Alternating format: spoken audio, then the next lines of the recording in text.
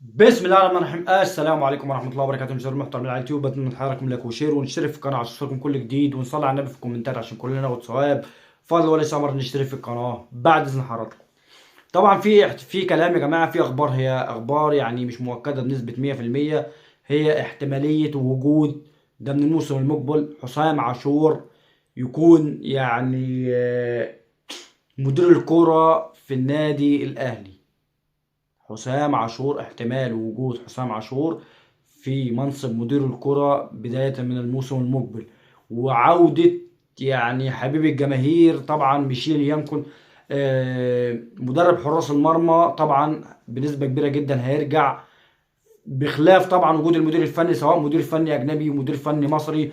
بالنسبة للمدير الفني الأجنبي، الكابتن ياسين منصور طبعا، او المهندس ياسين منصور مع الكابتن سيد عبد الحفيظ. خلاص يا جماعه بيفتحوا خزينه النادي الاهلي. بالنسبه للمدير الفني هيجي مدير فني عالمي. في كلام على برونو لاج. طبعا انا ما بحبش اتكلم في المواضيع دي غير لما الموضوع يتم رسمي، لان الاخبار في اخبار جدا كتير جدا مش بتبقى اكيده مليون في الميه، ولكن بقول لك برونو لاج موجود. جوزيه جوميز مدرب الزمالك السابق موجود بشده طبعا على طاوله النادي الاهلي. في طبعا حسام البدري خرج من الصوره. حسام البدري خرج من صورة، مفيش حسام البدري. شكرا. اي حد بيقول لك حسام البدري قريب ده بيكذب عليك. شكرا. حسام البدري خرج من الصورة بعد هتافات طبعا جماهير النادي الاهلي. فالاقرب بالنسبة للمدرب المصري هيبقى الكابتن علي ماهر، وانا بحب واحفز الفكرة دي، وانا مع الفكرة دي. اتمنى اشوف علي ماهر طبعا موجود في الادارة الفنية في النادي الاهلي. انا بشوف في الوقت الحالي افضل او اكتر حد هيفيدك في الوقت الحالي هو المدرب المصري، وهو علي ماهر. علي ماهر شخصيته قوية، عنده يعني فنيات، عنده كرة حديثة، بيلعب كرة حديثة فيقدر يفيد النادي الاهلي. طبعا بنبارك للنادي الاهلي على عقد الرعاية الضخم جدا من شركة فودافون، يعني تتكلم ما يقرب من 9 مليار جنيه.